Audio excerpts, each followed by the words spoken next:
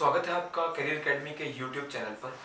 तो आज की क्लास में मैं आपको सुप्रीम कोर्ट के जूनियर कोर्ट असिस्टेंट एग्जाम 2017 के बारे में, उसके सिलेबस और उसके पैटर्न के बारे में बताने का प्रयास करूंगा। तो जैसे कि आपको पता है कि सुप्रीम कोर्ट में 57 पोस्ट के लिए नोटिफिकेशन आया था जूनियर कोर्ट असिस्टेंट का। तो इस एग्जाम के बारे में सुप्रीम कोर्ट द्वारा जो एग्जाम पैटर्न बताया गया था, उस पैटर्न को मैं सबसे पहले बताने का प्रयास करता हूं। तो जैसे कि सबसे पहला इस पैटर्न में दिया गया है कि पहला जो चरण रहेगा, इसमें एग्जाम में अगर पहला चरण रहेगा वो चरण जो है हमारा 2 घंटे का है, यानी 2 आवर्स। तो 2 घंटे का पहला चरण है, पहला एग्जाम है। ये एग्जाम जो है हमारा ऑब्जेक्टिव टाइप एग्जाम है, जिसमें ऑब्जेक्टिव क्वेश्चन आएंगे। और ये ऑब्जेक्टिव क्वेश्चन जो है मल्टीपल चॉइस, यानी आमतौर पे 4 चॉइस होती हैं। तो ऐसे ऑब्जेक्टिव क्वेश्चन आएंगे और इसमें जो सुप्रीम कोर्ट द्वारा दिया गया है 100 क्वेश्चन, पहले 100 क्वेश्चन जो है इसमें से 50 क्वेश्चन जो है हमारे वो जनरल इंग्लिश के आते हैं। तो पहले जो आएंगे हमारे 50 क्वेश्चन वो जनरल इंग्लिश के हैं। सेकंड आता है हमारा 25 क्वेश्चन, 25 क्वेश्चन आएंगे जनरल एप्टीट्यूड के। तो 25 क्वेश्चन आपके आएंगे जनरल एप्टीट्यूड के। और लास्ट जो 25 आएंगे इसमें वो आएंगे आपके जीके के। तो 3 सेक्शन दे रखे हैं 100 में।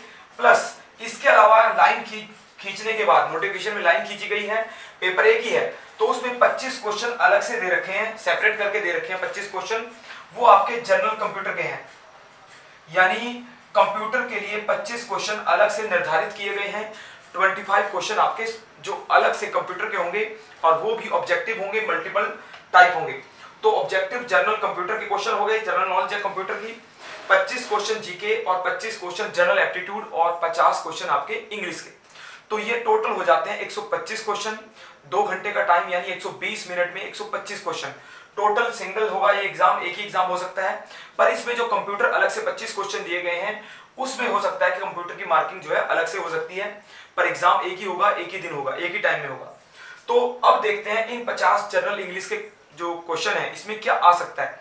तो उन्होंने 50 जो जनरल इंग्लिश के क्वेश्चन दिए हैं उसमें बताया है कि कंप्रीहेंशन, यानी इंग्लिश कंप्रीहेंशन के क्वेश्चन आएंगे। अलग से डिफाइन कर रखा है कि इंग्लिश कंप्रीहेंशन का सेक्शन होगा। तो इंग्लिश कंप्रीहेंशन में आपको पता है कंप्रीहेंशन आता है, पैसेज आता है, पैसेज में कुछ क्वेश्चन होते हैं। तो इसमें रीडिंग एबिलिटी चेक करने के लिए आपकी, और उसमें रीडिंग दी जाएगी, क्वेश्चन दिए जाएंगे, क्वेश्चन अटेम्प्ट करने हैं आपको। और इसके साथ साथ क्या होता है, इसमें कुछ ग्रामेटिकल क्वेश्चन भी आपको इंक्लूड कर दिए जाते हैं। तो जनरल इंग्लिश में जो कंप्रीहेंशन के बाद, उसके बाद नॉर्मल ग्रामर है, जो आपको पता है वन वर्ड सब्स्टिट्यूशन है, इडियम फ्रेजेस हैं, पैराजंबल है, एरर फाइंडिंग है। तो बाकी सेक्शन जो है वो आपके नॉर्मल रह सकते हैं जो जनरल इंग्लिश के हैं। तो 50 क्वेश्चन आपके काफी इंपॉर्टेंट होंगे। ये 50 क्वेश्चन आपको मेरिट में काफी ज्यादा हेल्प करेंगे, क्योंकि 125 में से 50 का वेटेज लगभग 40% बनता है जो इंग्लिश का बनता है आपका। तो इंग्लिश के ऊपर काफी अच्छे से ध्यान कीजिए। इंग्लिश के लिए आप जैसे RS अग्रवाल जैसी कोई बुक आती है जो ग्रामर के लिए काफी अच्छी मानी जाती है। तो आमतौर पे जो ट्रेडिशनल ग्रामर है उसके क्वेश्चन आते हैं। एंटोनियम, सिनोनियम, पैराजंबल, जो इडियम फ्रेजेस हैं, वन वर्ड सब्स्टिट्यूशन है, इनमें आप कमांड करिए। और इसके लिए आप प्रैक्टिस करें। जो पास्ट के एग्जाम हुए हैं या किसी और कोर्ट के एग्जाम हुए हैं, उनकी आप प्रैक्टिस कर सकते हो। प्रैक्टिस से कुछ आपको फायदा मिलेगा। तो बाकी आते हैं 25 question general aptitude. General aptitude में नॉर्मली मैथ्स आता है। ये सिंपल मैथ्स होता है, अर्थमेटिक होता है। इसमें सिंपल इक्वेशन के क्वेश्चन होते हैं। इसके अलावा स्पीड, बोट, रेस आदि के, तो नॉर्मल मैथमेटिक्स के क्वेश्चन होंगे, 25 क्वेश्चन होंगे। तो इसके लिए भी आप कोई अच्छी सी मैथ्स की बुक लेकर उसकी प्रैक्टिस कर सकते हो। और इसमें हार्ड ट्रिग्नो अलजेब्रा के क्वेश्चन बहुत रेयर हैं, मुश्किल है कि अगर वो आए।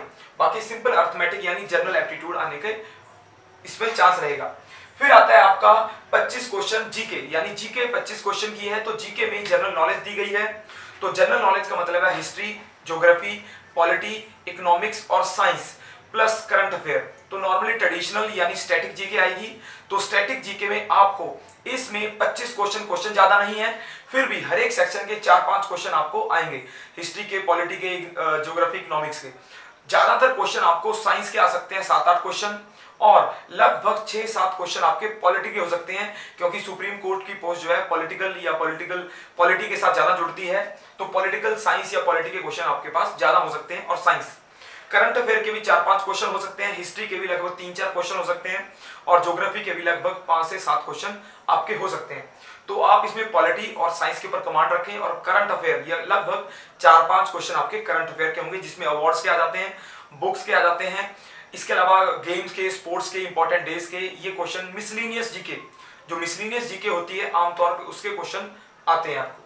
फिर आता है जनरल कंप्यूटर। तो कंप्यूटर के लिए आपको सिंपल जो कंप्यूटर के क्वेश्चन आते हैं, छोटी बुक आती है, अरिहंत की भी आती है, एक और पब्लिकेशन की बहुत छोटी छोटी बुक्स आती है, उनमें लगभग 1000 क्वेश्चन होते हैं कंप्यूटर के। तो मैं सलाह दूंगा कि कंप्यूटर की कोई बुक लें जिसमें 1000 2000 क्वेश्चन हो, उन क्वेश्चनों को आप बार बार रीड करें, प्रैक्टिस करें। काफी क्वेश्चन कंप्यूटर के रिपीटेड होते हैं, इनपुट आउटपुट डिवाइस हो गया, ALU, जो बाकी उसमें CPU आदि के क्वेश्चन होते हैं। तो जनरल कंप्यूटर के क्वेश्चन हैं जो आप किसी क्वेश्चन को जो रिवीजन करके आप इसको अचीव कर सकते हो। तो 125 क्वेश्चन आपको 2 घंटे में अचीव करने हैं।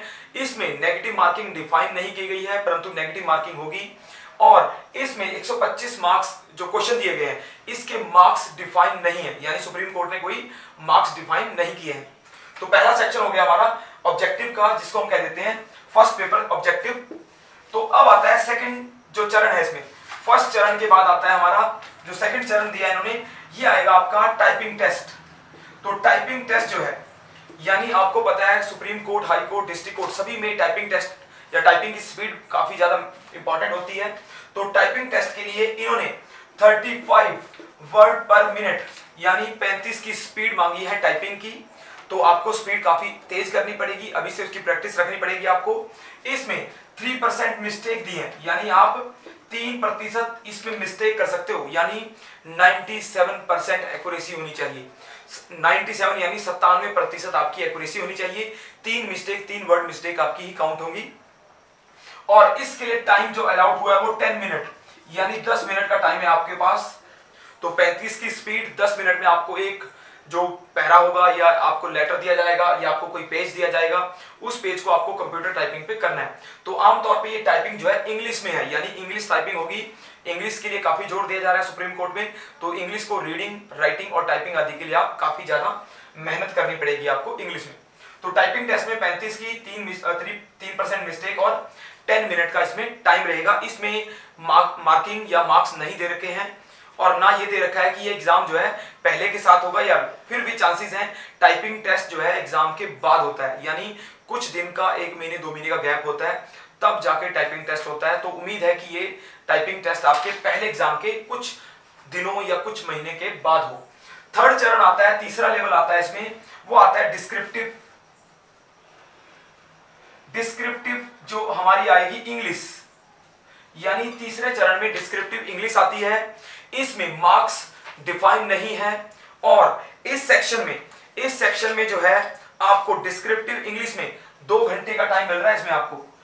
तो समय 2 घंटे है, तो 2 घंटे का मतलब है कि 2 घंटे में आपको डिस्क्रिप्टिव यानी सब्जेक्टिव इंग्लिश लिखनी है, राइटिंग फॉर्म में इंग्लिश लिखनी है। इंग्लिश में आपको इस सेक्शन में आपको 3 चीजें मेनली आएंगी। सबसे पहले आएगा कंप्रीहेंशन, यानी कंप्रीहेंशन जो पैसेज होते हैं,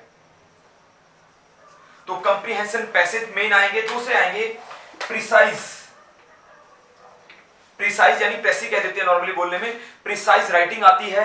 और थर्ड आता है आपका एसे राइटिंग, यानी एसे राइटिंग, प्रिसाइज और कंप्रीहेंशन पैसेज, ये 3 सेक्शन होंगे। यानी आमतौर पे इसके मार्क्स डिफाइन नहीं है, तो ये नहीं पता कितने सेक्शन आए, कितने मार्क्स का अलग अलग सेक्शन हो। फिर भी अगर 100 मार्क्स का होता है नॉर्मली, फिर भी 30-35 के मार्क्स के ये तीनों सेक्शन रह सकते हैं। आपको अलग सीट दी जाएगी इसमें। और इंग्लिश में टोटल पेपर अटेम्प्ट करना है, तो डिस्क्रिप्टिव इंग्लिश आप अच्छी रखें, प्रैक्टिस करें। एसे राइटिंग का आपने देख ही लिया होगा, कोर्ट के पेपरों में एसे राइटिंग आमतौर पे आती है, ट्रांसलेशन आती है, यहाँ ट्रांसलेशन नहीं है। एसे राइटिंग के लिए आप काफी मेहनत करें। इसके अलावा कंप्रीहेंसिव जो पैसेज होते हैं, पैसेज के लिए आप पैसेज रीडिंग को स्ट्रॉन्ग करें, वो फर्स्ट पेपर में भी हेल्प करेगा आपका। और पैसेज को अटेम्प्ट करने के लिए उसकी आंसर राइटिंग को भी आप थर्ड लेवल में डिस्क्रिप्टिव इंग्लिश में उसका यूज कर सकते हो। और इसके अलावा प्रिसाइज राइटिंग के लिए भी आपको मेहनत करनी पड़ेगी। तो 3 सेक्शन है थर्ड पेपर में। तो ये पेपर भी डिफाइन नहीं है कब होगा, तो इसकी डेट जो है बाद में आती है। सिलेक्शन के में क्या होता है कि पहले फर्स्ट पेपर में बहुत कम बच्चों को पास किया जाता है, पोस्ट का 10 गुना, लगभग 10 गुना या 5 गुना आमतौर पे पास किया जाता है।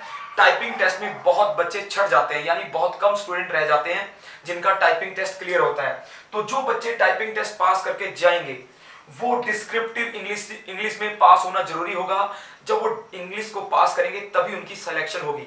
तो डिस्क्रिप्टिव इंग्लिश तक बच्चे जो हैं लगभग एक पोस्ट पे 3, यानी तीन मान लो एक पोस्ट पे 3 बच्चे हो जाते हैं, तो आपको इंग्लिश के पेपर में भी काफी ज्यादा मेहनत करनी पड़ेगी। तीनों सेक्शन को अच्छे से करिए, मेहनत करिए। जीके में पहले ऑब्जेक्टिव में जीके, मैथ्स, इंग्लिश पे ध्यान दीजिए और कंप्यूटर्स पे। दूसरे के लिए टाइपिंग अभी से शाम को सुबह में 2 घंटे 1 घंटा निकालें टाइपिंग के लिए, और इंग्लिश के लिए आप रीडिंग अभी से रखें, और जब डिस्क्रिप्टिव पेपर आएगा तब आप राइटिंग प्रैक्टिस बाद में कर लेना। तो ये एग्जाम नॉर्मली आपका अगले 2 या 3 महीने में, यानी आपके मई और जून तक उम्मीद है ये एग्जाम आ जाएगा। बाकी आप सुप्रीम कोर्ट की साइट पे जाकर नॉर्मली चेक कर लिया करें, और मुझे उम्मीद है कि आपका ये एग्जाम जो है प्रिपरेशन अच्छी होगी सबसे पहले, और प्रिपरेशन के बाद आप इस एग्जाम को पास करेंगे। तो आपको ये लेक्चर कैसा लगा, लाइक करें, सब्सक्राइब करें। धन्यवाद।